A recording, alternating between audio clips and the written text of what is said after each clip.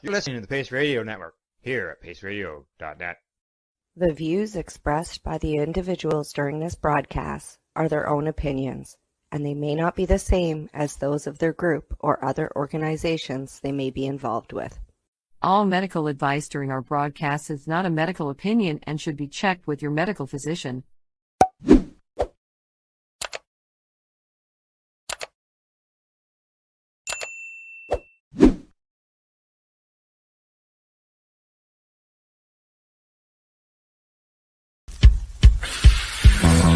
Oh yeah, baby, that's lovely.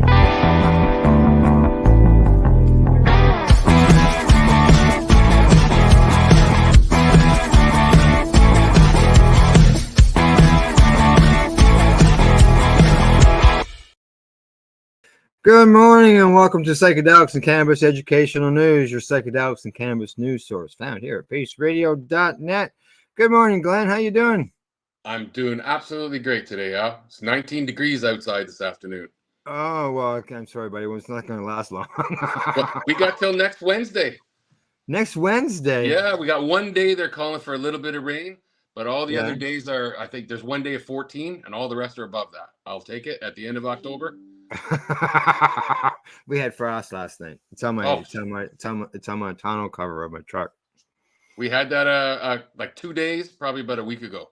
Oh yeah. So this is your weather coming my way instead now? I hope so. Well, I hope for you. Yeah, well, keep your fingers crossed that It's all good. It usually weather. doesn't though. It's usually the other way. Yeah, that's right, exactly. So what's new and exciting? Absolutely nothing. Nothing at all. I'm just having a great time because it's nice and warm. Good. In the Adventure Park every day, having fun.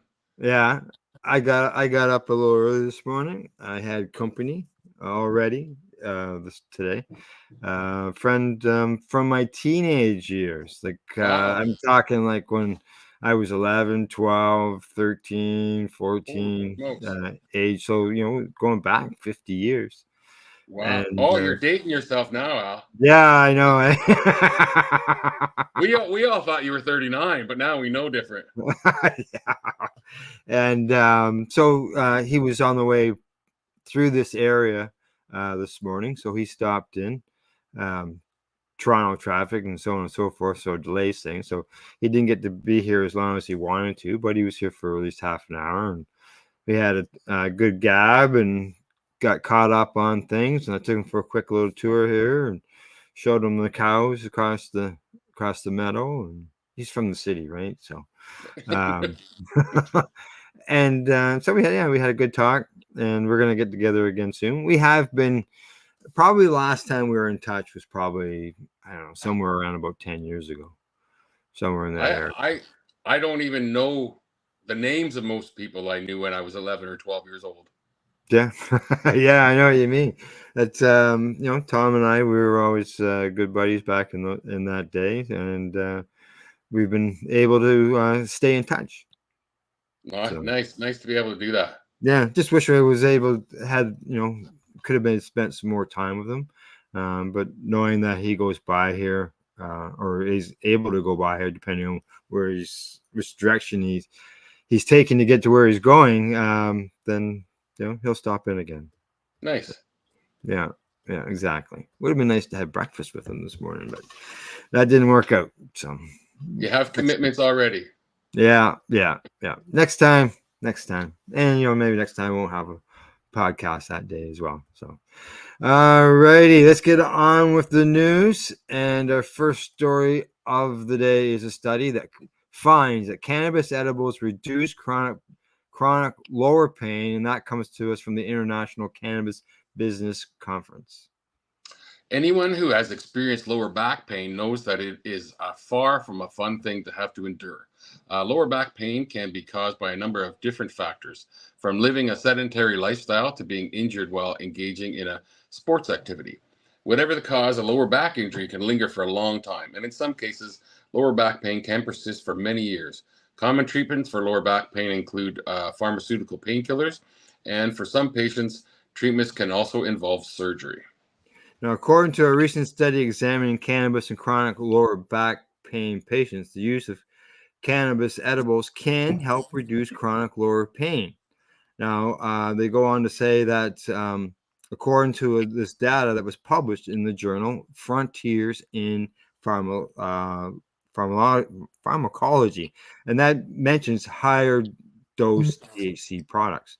Researchers of the University of Colorado at Boulder assessed the ad libitum use of three distinct edible products as THC dominant, CBD dominant, and products containing similar amounts, so 1-to-1 ratios, in 249 subjects with low back pain. Participants consumed the products for 2 weeks. Researchers elevated changes in patients' pain intensity and subjective mood, which were assessed at the conclusion of the study. Pain intensity following edible cannabis use decreased over time across all three broadly defined product groups. Investigators reported decreases in pain intensity were most pronounced in patients who consumed THC dominant edibles. CBD dominant products were primarily associated with short-term tension relief rather than significant reductions in acute pain. The study's authors concluded these findings support the short-term analgesic effects of THC and I can't pronounce that, effects of CBD, and indicate that edible cannabis may be a safe and suitable alternative pain therapy for those looking to substitute more traditional pain medications. Now, I say the data that was published in 2022 determined that patients suffering from chronic back pain reduce their use of prescription opioids and report improvements in their condition following medical cannabis treatment. And we've heard this for years. I Yeah. have lower back pain, and I use it, and it does work. Oh, It doesn't eliminate it, but it does help with it. yeah. If I've done stuff throughout the day and I'm really sore, I'll have my THC based beverage that I can make myself, Yep. and I can make whatever dose I want, and I'll have that drink before I go to bed, and not deal with suffering from all the stiffness and soreness. Now, do you get a high from this drink, or is this drink not give you a high at all? Like, It doesn't give me a high because I the dose of THC that's in it, I put anywhere between 30 and 60 milligrams. So, because I always find if I consume, I don't drink like you do, but if I consume cannabis right before bed, I don't usually get a good sleep. I go to sleep instantly, but I don't usually get a good sleep. I have to consume it like 2 or 3 hours before bedtime. Oh yeah. Yeah, and then it's fine. I sleep, no problems. Through the whole night. Yeah, there has been some studies about that. Basically, what you're describing, where you've been able to go to sleep smoking a joint just before, but sometimes you don't have a good sleep. Yeah, if I do it right before bed, I almost always don't have a good sleep. Oh, really? Yeah. But it's high THC too, so that's why I was wondering about your beverage. Oh, yeah, it's 20 milligrams per milliliter, so you can put whatever you want in it, right? So I put in 3 drops, 3 milliliters, and which is more than 3 drops, but 3 milliliters, and that's equivalent to 60 milligrams of THC. Okay, Yeah, interesting. Drink that down before I go to bed, and yeah, I don't wake up with any sore muscles or anything through the night. And there's my. I've always found edibles. Story. Yeah, I always found edibles helps with sore muscles. Nice. So, yeah.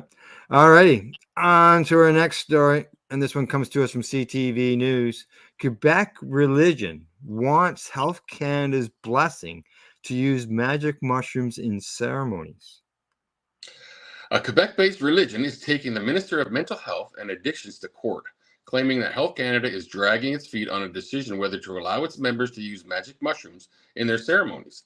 Gratitude Sanctuary, known as Sanctuary de la Gratitude in French, and its Reverend Superior, Alan Menier, filed an application in federal court claiming its members need to consume magic mushrooms to practice their religion.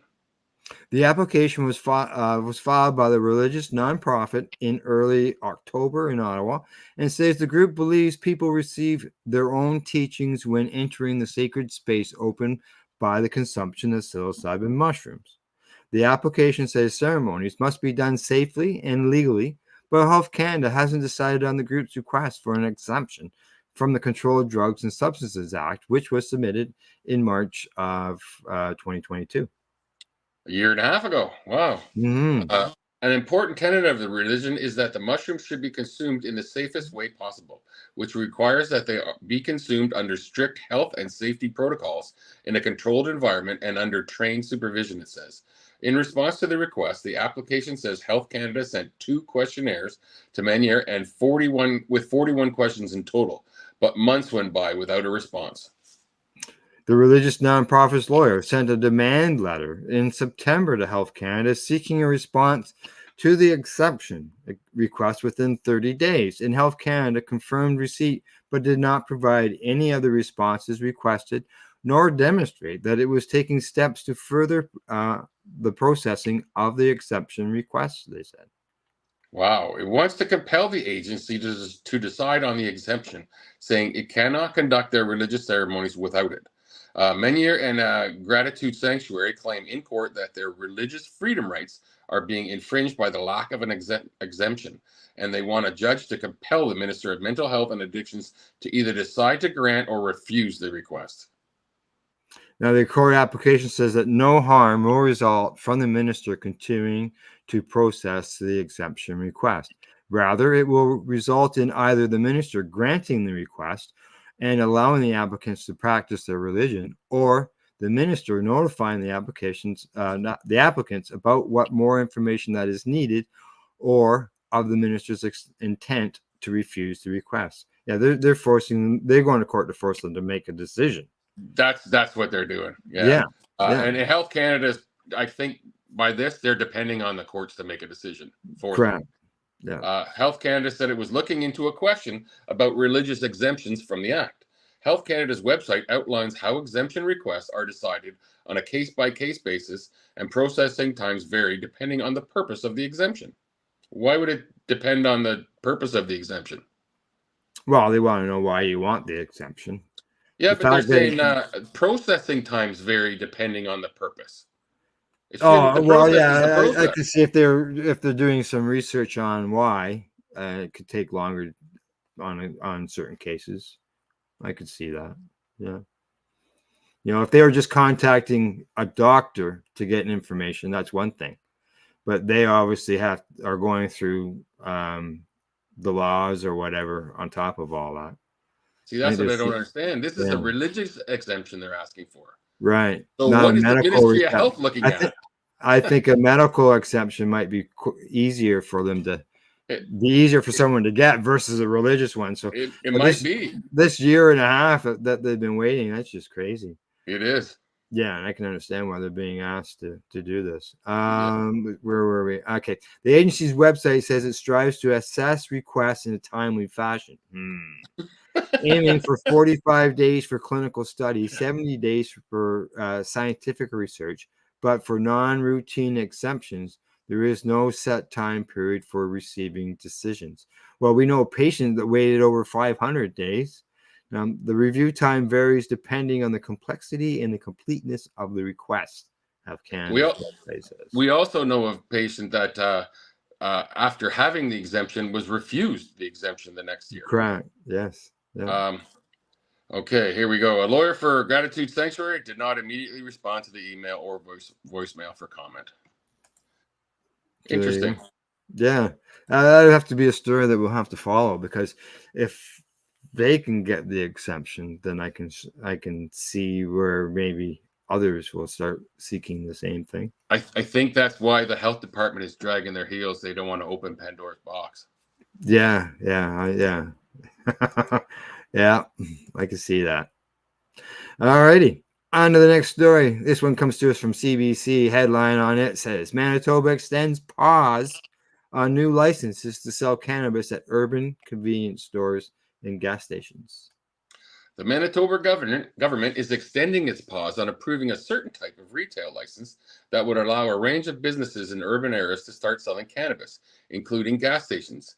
The provincial government temporarily suspended new licenses this past spring for what was called controlled access cannabis stores.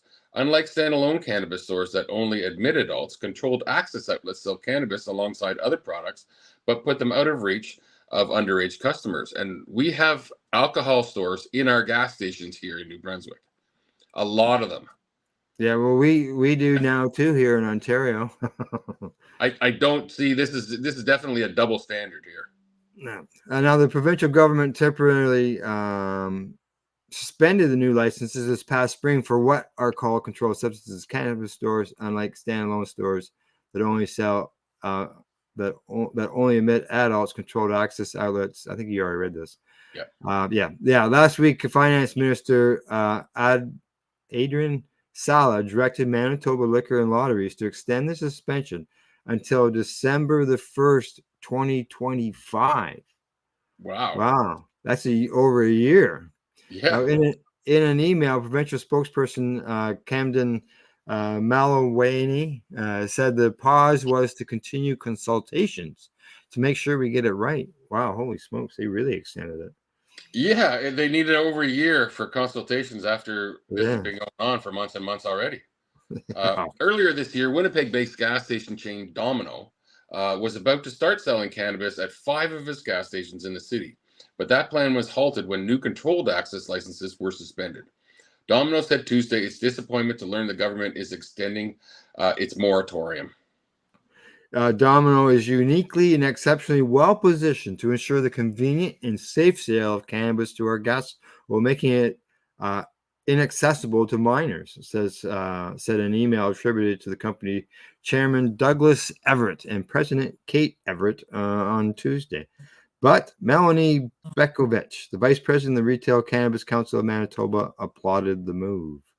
You know, if a person is old enough and knows enough to ask for ID and trained to ask for ID for alcohol, there's no reason why that person cannot be trained to ask about cannabis. Yeah, and I know of stations like very close to me that I can literally walk in one aisle, there's beer and vodka, alcohol, whatever, and the next aisle has bread and chips in it. So yeah, I have absolutely when you go, no problem with them. They have cigarettes behind the counter too. So yeah, but yet when you go to Cannabis NB, that would just run from your liquor stores, they're separate inside, are they not? Separate. The Cannabis NB stores are like monoliths to money. They are marble counters with beautiful glass cases, massive stores that sell literally nothing compared to the reserves. It's a shame what they've done. They make the beer stores here look like Junkie's Alley. That's what it looks like compared to the cannabis stores, and that's how they managed to lose money for the first couple of years. Mm-hmm. It makes no sense. They can't sell the products that people want, and the products that are there that I've tried, I have not been satisfied with anything. I buy stuff here, and I come to Ontario or go to Ontario, and I my last experience was I bought 6 joints here, and I got to Ontario, and they were 6 half joints. It turns out they weren't 6 full joints, and then and they were $18.99 for 3 of these half joints. Right? Wow. Which to me, I smoke all 3 all at once. Correct. I went to Ontario. I bought 3 joints there in a package for $14, and they blew me away compared to what I had bought here. Wow. And this happens every single time that I've gone there. So I don't ever shop there. I don't. The gas stations would be much better for me. Yeah. Okay. Plus, continue with the story. Plus, the newest one is 40 minutes from me. Wow. That's too far. Yeah. The organization, which represents independent cannabis retailers, had previously lobbied the government to implement some restrictions on controlled access stores to protect youth. I think that's one of the concerns, ensuring cannabis transactions are being handled responsibly by people who have been trained in the adult spaces, Beckwith said. Isn't that what they do with cigarettes? Cigarettes and tobacco, correct. Yep. It says, I think the kids don't need to be exposed to that transaction, but it's fine for them to sit beside mom and dad at a restaurant while mom and dad order beer and wine. Or buy a bottle of vodka at that same store they can't buy cannabis at. Yeah, Is that good for them? Yeah. The other concern is that these types of licenses were meant for retailers in rural and northern communities where other cannabis stores aren't available, not urban stores where the cannabis market is already hyper competitive, Beckwich says. I don't think there's any shortage of access in Winnipeg, she said. The moratorium applies to Winnipeg and the surrounding communities that were part of the capital planning region, including Niverville, Stonewall, Headingley, Selkirk, and West and East St. Paul, as well as all other communities in the province identified as cities under the Municipal Act. So they're just saying it's fair for some, but not for all. That's what it is. Yeah. Okay. Well, because I know here in Ontario, before they opened it all up to all the convenience stores for the alcohol into things, excuse me, they did have alcohol and beer in convenience stores in low density areas. Yeah. Like, well, there was one right on 45, just right south of the Green Mile there at Roseneath. Yeah, I remember going to that actual store there a few times. Yeah. So, all right, last story before we go to break.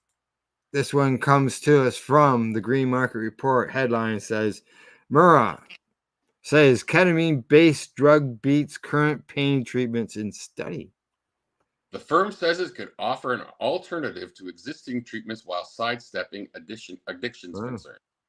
Mira Pharmaceuticals Incorporated said its experimental ketamine-based drug outperforms currently available pain treatments in preclinical studies, building on months of research that show why the compound might succeed where other treatments have failed. The drug or medicine known as ketamine, ketamine 2, demonstrated up to 112% more effective results than Lycuria, and 70%. What's that? Lyrica, right? Lyrica. Yeah, I knew I heard of it. I'm just trying to pronounce it right. Yeah, same with me.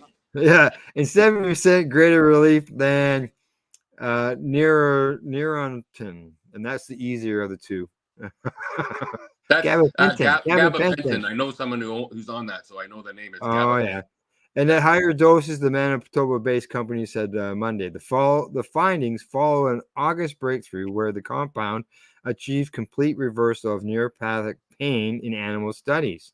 Wow. Now, according to Erez Aminoff, who's the chairman and CEO of the company, says that ketamine 2, a non-opioid, offers tremendous promise for patients seeking better solutions for neuropathic pain without the habit-forming risks of or debilitating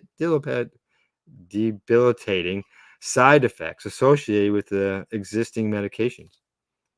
The comparative results cap several months of scientific developments for Mira. In July, researchers discovered the compound isn't affected by a key protein that typically pumps drugs out of the brain, potentially allowing for better absorption than traditional ketamine.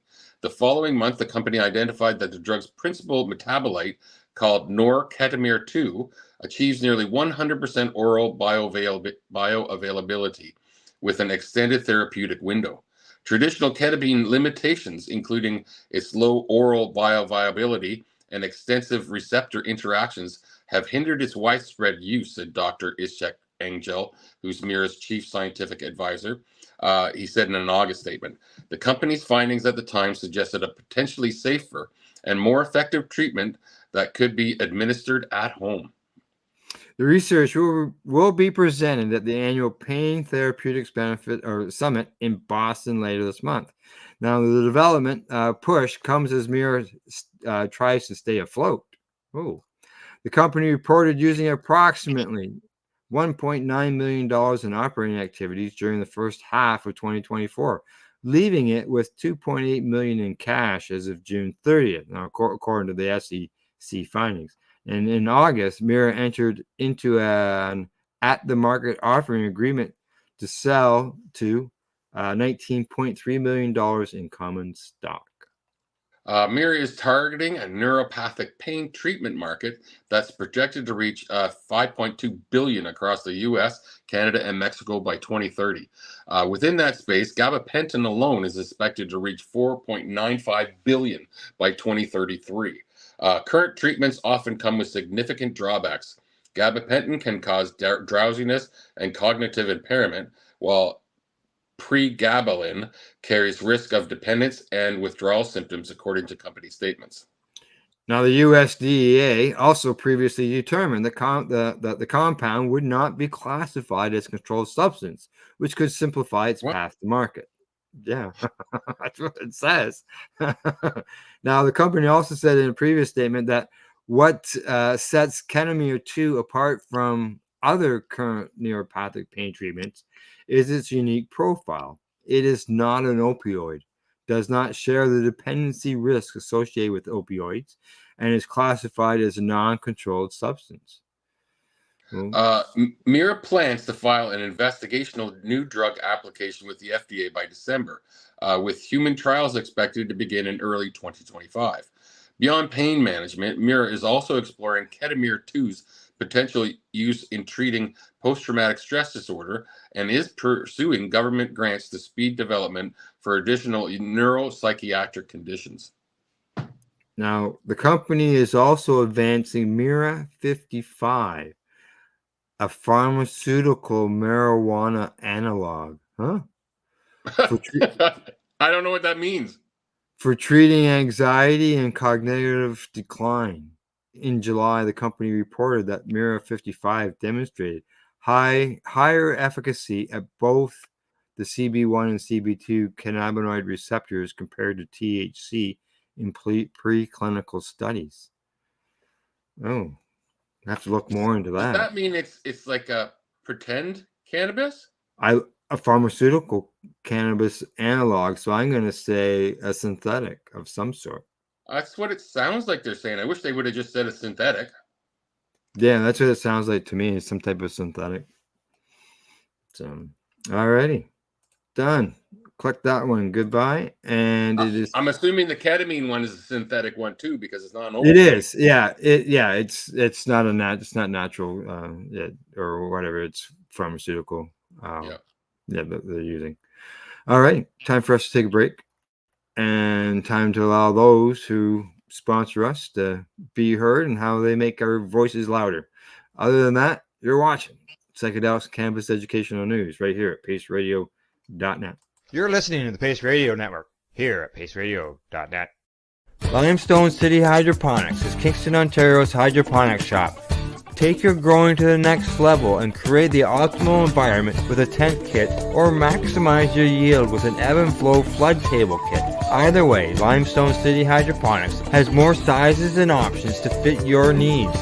Are you looking for the power of the sun that adapts to your budget? Then look no further, as they have professional grow lighting. They have indoor grow systems that are easy and cost effective, with many options to fit your living space and lifestyle. Cultivate your growing potential. We have everything you need to succeed. And if you can't make it to the store, they offer local delivery to the greater Kingston area.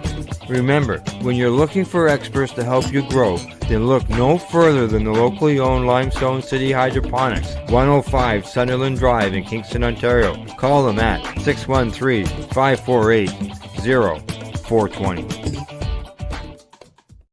Are you looking to get your medical cannabis grow license? Limestone City Hydroponics can help patients through the process of obtaining their license to grow medical cannabis. What's that? You don't have a doctor? If you meet the medical criteria, Limestone City Hydroponics has a nurse practitioner who can assess and provide medical cannabis prescriptions. What are you waiting for? Contact Limestone City Hydroponics at limestonecityhydroponics.ca or call them at 613-548-0420. What do you find at PACEradio.net? People advocating cannabis education.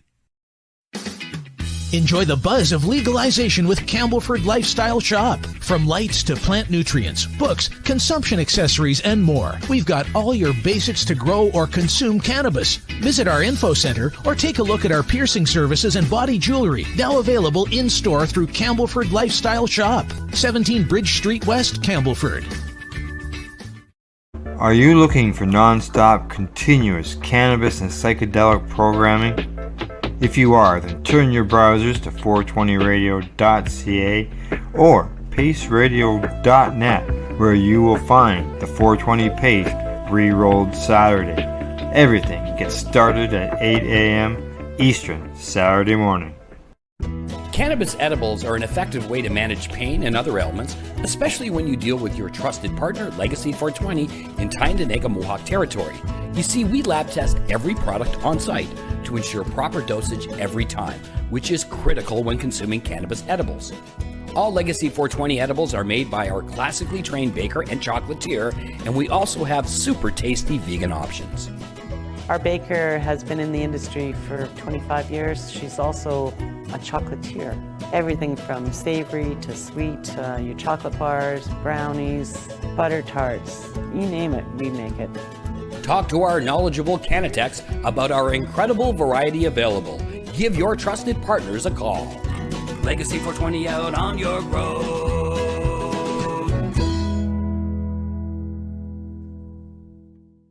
You're listening to the P.A.C.E Radio Network here at paceradio.net. All right, we're back and we are ready to bring you more news. Just so you know, I was sending some messages to my friend there I mentioned at the beginning of the broadcast and send him the link to the show so he could catch it. Yeah, he's driving right now, so he's obviously too busy, can't watch it, but he can catch it afterwards. Be able to do that.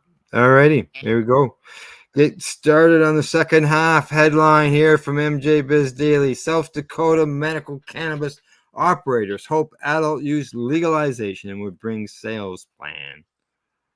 South Dakota voters have a unique opportunity on Election Day. Already the country's first electorate to see adult use cannabis legalization measures in 3 straight election cycles.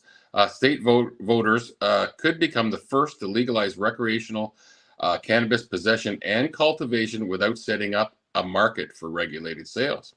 Oh, that half measure is all that initiated Measure 29, funded by South Dakota's medical cannabis industry, offers after a more expansive adult use legalization initiative approved by voters in 2020 was later declared unconstitutional by a state judge. Now, to avoid the same fate, IM 29, so I get the hiccups, is limited by design to legalizing cannabis possession in small-scale home cultivation for adults 21 and older. That's a weird one to me. How can it be unconstitutional if it was voted on by the voters? I don't know. You have to ask the state judge. Very weird. It's understood that individuals who grow cannabis could give it away without compensation, but even the strictly gifting economy appears to be a tough sell for voters.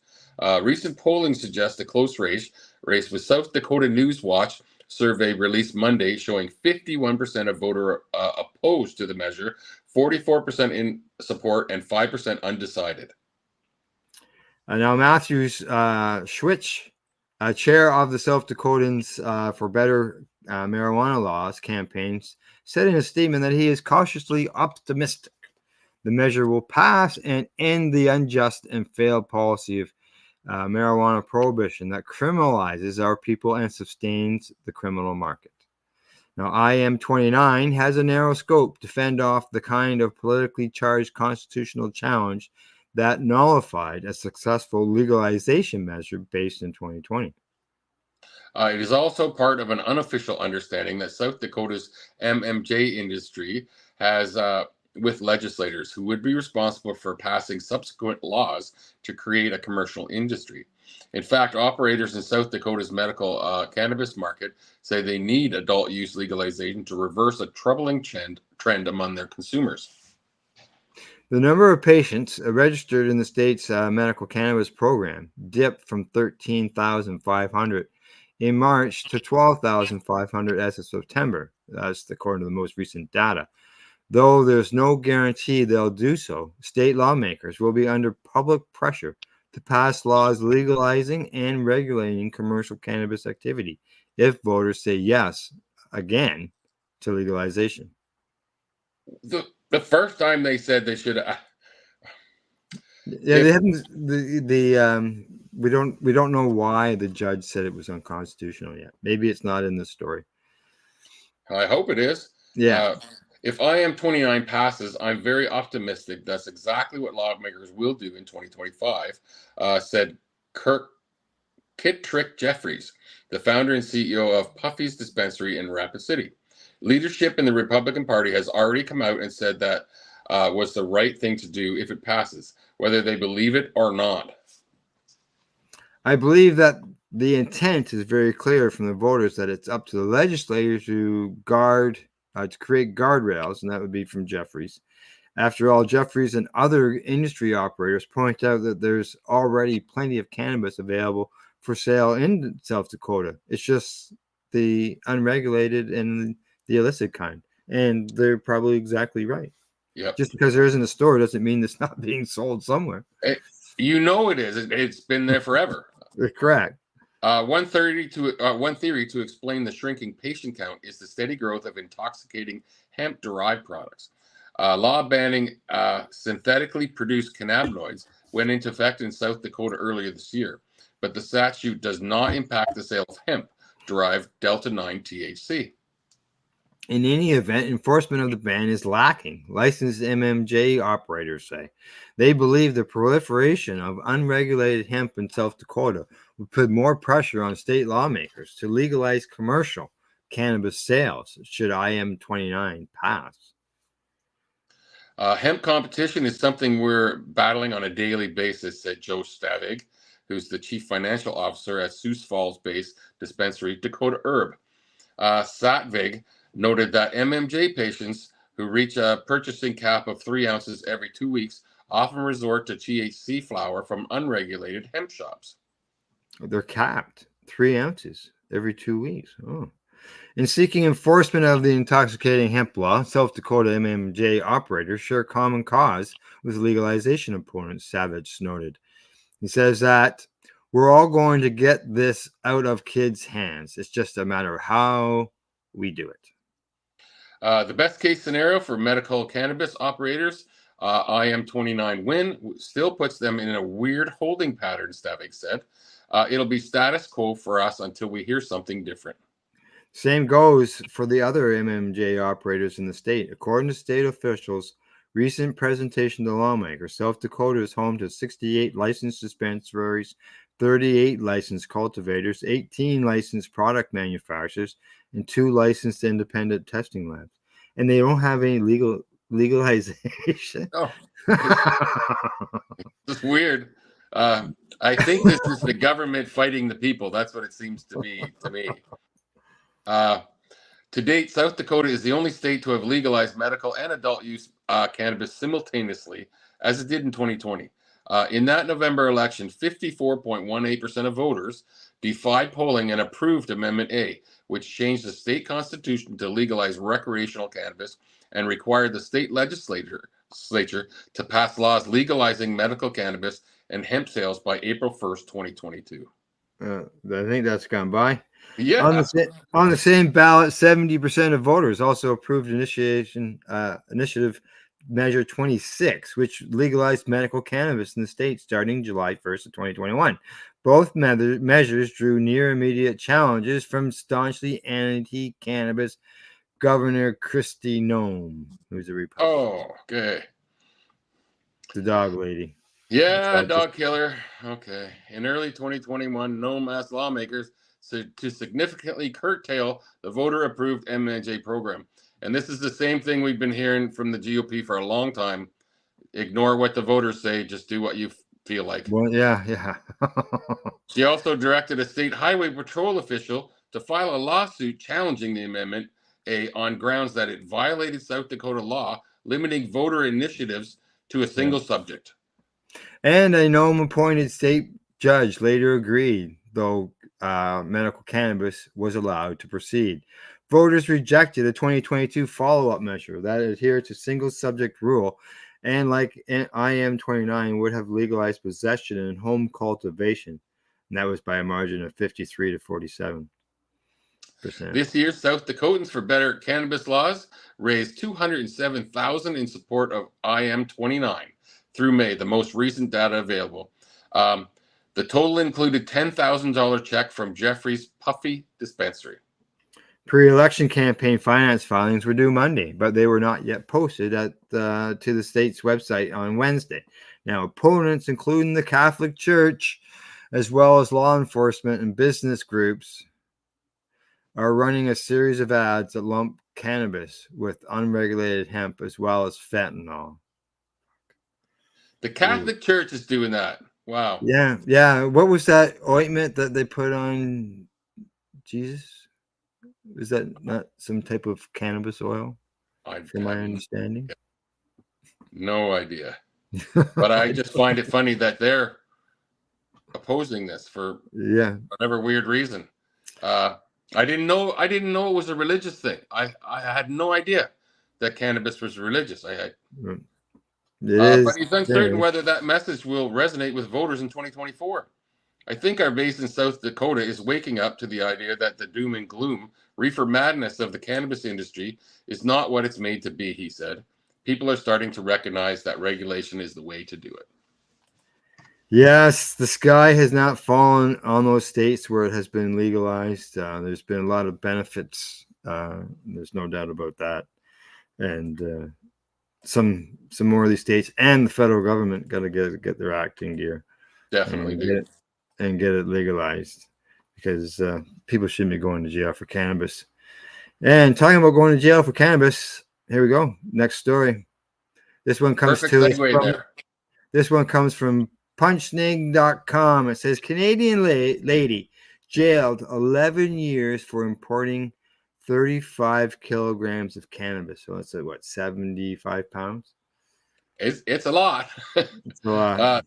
The federal high court in Lagos on Wednesday convicted and sentenced a 41-year-old Canadian lady, Adrienne Munju, to 11 years in prison for importing 35.2 kilograms of Canadian loud cannabis sativa into Nigeria. Justice Dihind Dipelo, who handed down the verdict, also gave her an option of N1000M. I have no idea what that equates to. Fine for the 2 counts preferred against her by the National Drug Enforcement Agency. So she could pay a fine or go to jail. Well, yeah, that's what it looks like, because it says an option. Now that N100M fine, and that'd be their money. I see on that sign she's from Ontario. Wow. Now the judge convicted and sentenced Munju following the plea of guilt on the 2 accounts. Earlier, when the verdict was arranged, the NDLEA prosecutor, Mr. Abu Ibrahim, told the court that Munju, without lawful authority, imported 35 kilograms of cannabis into Nigeria. Ibrahim said the incident occurred on or about October 3rd, 2024, during the inward clearance of inbound passengers on the KLM flight at the de-arrival hall at the Murtala Muhammad International Airport, Kenji, Lagos. According to the prosecutor, the events convened Section 20 A under the punishable under the Section 220A of the National Drug Enforcement Agency Act, CAP N30 laws of the Federation of Nigeria in 2004. However, Munju pleaded guilty to the charges against her. Following her guilty plea, Ibrahim informed the court of the readiness of the prosecution to review the facts of the case, and the prosecution witness was called in to give evidence and tender relevant exhibits. The prosecutor, after reviewing the facts of the case, urged the court to convict Munju as charged based on the evidence placed before the court and the exhibits tendered and her guilty plea. Justice Dipelo, on reviewing the facts of the case as submitted by Ibrahim, convicted Munju as charged. In his allocutus before the court, the counsel for Munju, Benson Dakara, leading Dennis Wari, Kate Igbo, and others pleaded with the court to have mercy on the convict. We plead for mercy on behalf of the convict, my lord. The convict pleaded guilty at the earliest opportunity by not wasting the precious time of the court and has been very remorseful, he says. Dakara added that the convict had vowed never to toe the path of criminality again and to be more careful in the future if given a second chance. Speaking on the aggravating factor leading to the crime, Dakara said the convict was deceived into taking the high risk and urged the courts to be lenient in sentencing her. The convict's counsel also pleaded with the court to impose an option of fine on the convict instead of the custodian's sentence, adding that the convict had no relatives or acquaintances in Nigeria and had been abandoned by everyone. After listening to the defense counsel's Alakartos, Justice Dipulo sentenced Manju to 6 years in imprisonment on count 1 and 5 years on count 2, and an option of fine on each count. Justice Dipulo, however, ordered that both sentences and option of fine shall run concurrently. Manju was arrested after operatives of the NDLEA in October 3rd, 2024 at the Murtala Muhammad International Airport, Lagos, for importing a large consignment of a strong strain of synthetic cannabis called Canadian Loud. Synthetic? The convict was arrested during the inward clearance of passengers on a KLM airline flight from Canada to Terminal 1 of the Lagos Airport. Synthetic. Yeah. Now, according to the information from the Anti-Narcotic Agency, during a joint examination of her 3 bags, Adrian, who was in Nigeria for the first time, was found with 74 parcels of the illicit substance weighing 35 kilograms stuffed in 2 of her 3 bags. I just lost I've lost. In her statement of the claimed area, she was recruited to traffic the consignment through an online platform for 10,000 Canadian dollars upon successful delivery in Lagos. She said she took the offer because she needed the money to pay for her ongoing master's degree program in Canada. Yeah. Oh, really? Eh? Yeah. Okay. Now I found out where you are. That's right at the end of the story. Yeah. Yeah. Yeah. Yeah. You know, you're taking risks if you're trying to get into another country like that. Yeah, I'm sure she knew that when she did it. Synthetic kind of makes it a little weird story. Yeah. No, I've never heard of Canadian Loud. I haven't either. No. But there's probably 100 strains out there in Canada that I haven't heard. And synthetic. That's a key word in there. Alrighty. On to our next story that might surprise some people, and this one comes to us from the business of cannabis. Headline says, young U.S. woman overtakes men in cannabis consumption for the first time, and retailers are rethinking their strategies. In the survey, which was published in August this year and conducted in 2023, women aged 19 to 30 reported higher cannabis use than men for the first time, though older demographics continue to favor male consumers. Furthermore, nicotine and cannabis vaping among 19 to 30-year-olds are at an all-time high, 25 to 22 and 22% respectively, for past year use. Stress, anxiety, and mental health concerns were major reasons cited by female consumers, though evidence of cannabis helping with these issues is limited. Now, according to Reuters, cannabis companies are now shifting their retail offerings to accommodate this consumer shift.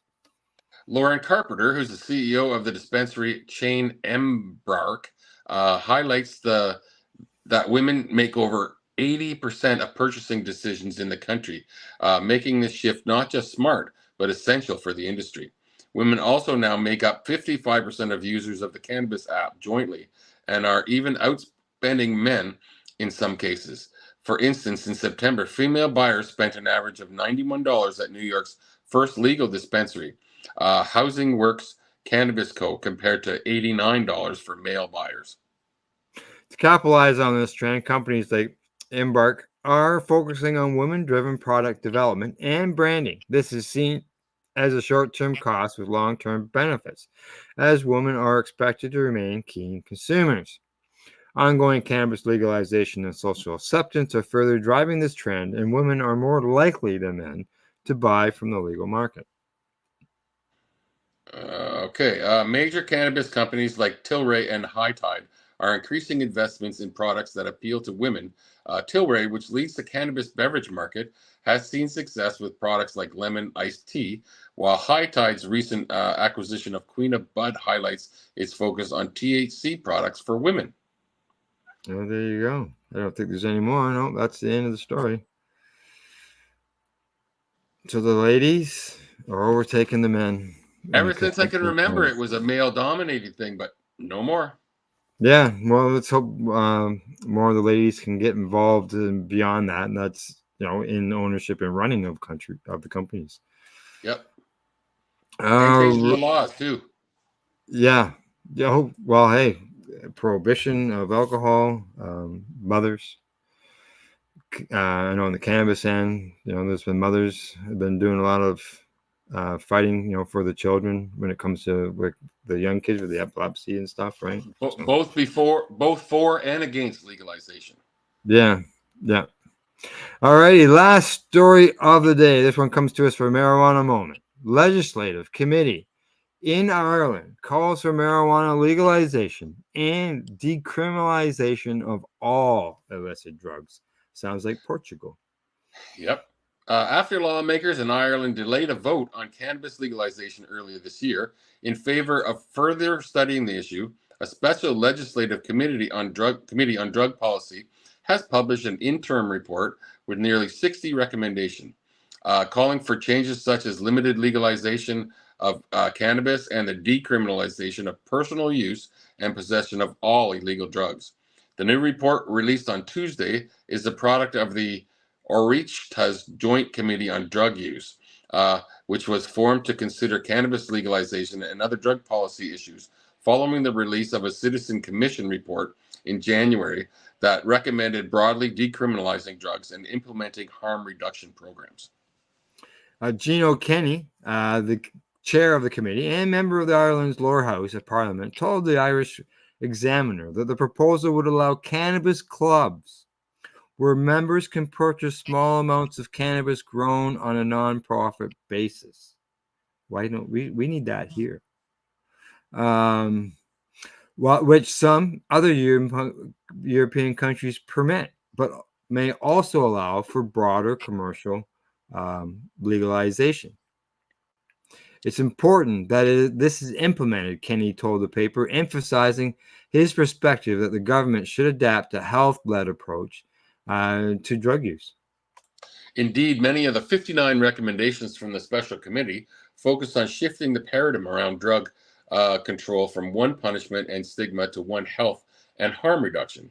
That's the core of the first 6 recommendations laid out in the committee's description of its interim report, which includes findings that the stigmatization of drug use and the shaming of drug users as a source of significant harm, and that the goal of drug policy should be to reduce harm and eliminate stigma. To that end, it says the decriminalization of possession for personal use should apply equally to all illicit drugs. And while people should be offered all supports and health resources that are required, it adds, no person should be criminalized for not availing of a supportive intervention.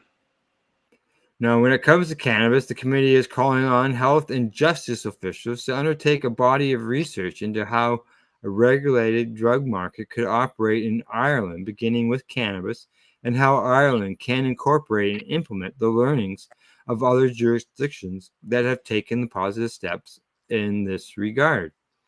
The report specifies that countries should consider reforms with particular reference to Spain, Malta, and Germany in the development of an Irish not-for-profit regulated cannabis market.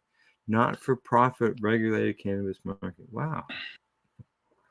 The body is also calling for expansion of the country's medical cannabis program to ensure that more people affected by chronic illnesses can access cannabis in circumstances where other treatments have failed to relieve their symptoms. The recommendation also advised the local authorities and Garda Síochána, the country's national police force, are supported and empowered in strongly encouraging reducing consumption in public areas. The committee suggested that specific trauma and harm reduction training be provided to Garda Síochána and local authorities to inform their work with individuals and communities affected by drug misuse and addiction.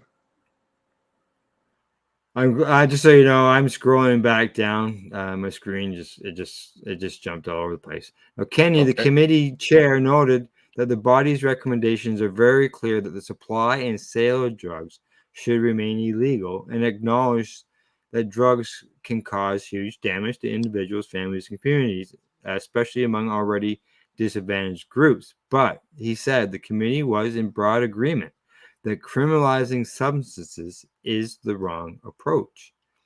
There's still a lot to look at, of course, but between the work done by the committee and the Citizens Assembly, it's clear that there is a consensus that criminalizing and prosecuting the use of drugs for personal use is a waste of money, and it's very detrimental to anyone convicted, he says in a statement.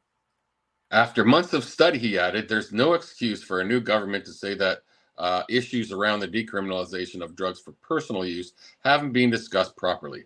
Both the Citizens Assembly and the At-Eze Joint Committee on Drugs Use have looked at the issue in detail. When the committee was first being formed, Ryan McHale, executive committee member for the Irish Drug Policy Reform Organization, CRANE, told Marijuana Moment that he felt the extra step was a delay tactic from the Irish government, which he called disappointing given the clear calls from the Citizens Assembly and overwhelming public support for the measure. The government are aware of the overwhelming support, which is why they didn't outright oppose the bill like they did in 2013, which was the last attempt to liberalize cannabis laws, McHale says. He goes on to say that while there appears to be a shift from government in terms of changing Ireland's drug laws, they have not yet committed to any substantial legal change. This delay will mean that hundreds of people will be criminalized for personal possession of cannabis, while the Irish government ponders the political effectiveness of the reform. We cannot wait anymore, and the Citizens Assembly have been clear in the calls for change to the harmful status quo. TD Paul Murphy said the government's proposed delay is simply an attempt to kick the can down the road. They talk about a health-led approach to drugs, he said. Now it's time to walk the walk. Just so you know, I'm yet again scrolling, looking for you. So you keep going. You keep talking. The cannabis legalization bill from Kenny that prompted the committee's formation was first introduced in 2022. Ireland's Taoiseach Search, or Prime Minister Leo Varadkar, told lawmakers earlier this year that he agrees prohibition does not work, as evidenced by prohibition periods in Ireland that created illicit markets with impure alcohol products. In my view, drug use and misuse by individuals should seem primarily as a public health issue and not a criminal justice matter, Varadkar said. I certainly think that shaming people and blaming people and criminalizing people isn't an effective policy. No, it's not. It hasn't worked for decades over here on this side of the world, and it doesn't work over there either. I had to shut down the story because I couldn't even find where you were, and every time I was trying to scroll down, all of a sudden it just jumped to the top, and it was just all over the place. So there's about 4 more paragraphs of the story. Was it? Yeah. So I'm not sure. Yeah, it's pop-ups galore, right? Is what does that. So yeah, so they're looking at legalizing cannabis as well as decriminalizing the illicit drugs.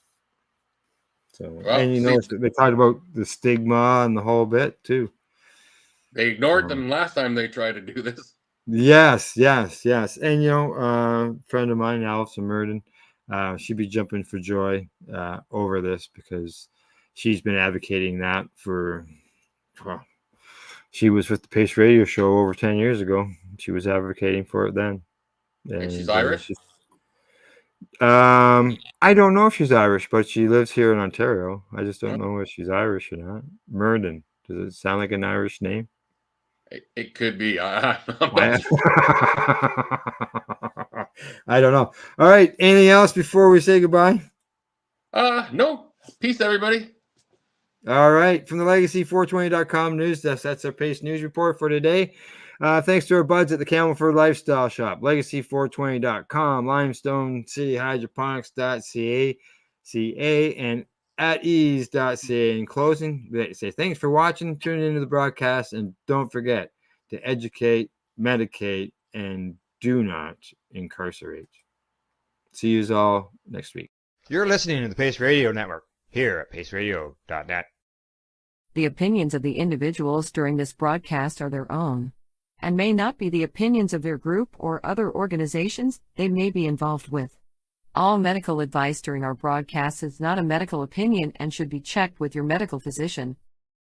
When you have a pain that's reached its peak, Legacy for 20 is so unique. If organic cannabis is what you seek, here's your trusted partner 7 days a week. Suppository salves, vapes and drops, topicals, edibles, infused pop. Just when life seems like it ain't easy, at Legacy 420 enjoy a pop freezy. Lab tested products make them the GOAT. Legacy 420 out on your road. Legacy 420 in Tyndonega Mohawk territory. Indigenous organic cannabis at its finest. Enjoy the buzz of legalization with Campbellford Lifestyle Shop. From lights to plant nutrients, books, consumption accessories, and more, we've got all your basics to grow or consume cannabis. Visit our info center or take a look at our piercing services and body jewelry, now available in-store through Campbellford Lifestyle Shop, 17 Bridge Street West, Campbellford. Limestone City Hydroponics is Kingston, Ontario's hydroponics shop. Take your growing to the next level and create the optimal environment with a tent kit, or maximize your yield with an ebb and flow flood table kit. Either way, Limestone City Hydroponics has more sizes and options to fit your needs. Are you looking for the power of the sun that adapts to your budget? Then look no further, as they have professional grow lighting. They have indoor grow systems that are easy and cost effective, with many options to fit your living space and lifestyle. Cultivate your growing potential. We have everything you need to succeed. And if you can't make it to the store, they offer local delivery to the greater Kingston area. Remember, when you're looking for experts to help you grow, then look no further than the locally owned Limestone City Hydroponics, 105 Sunderland Drive in Kingston, Ontario. Call them at 613-548-0420. We are people advocating cannabis education here at PACERadio.net.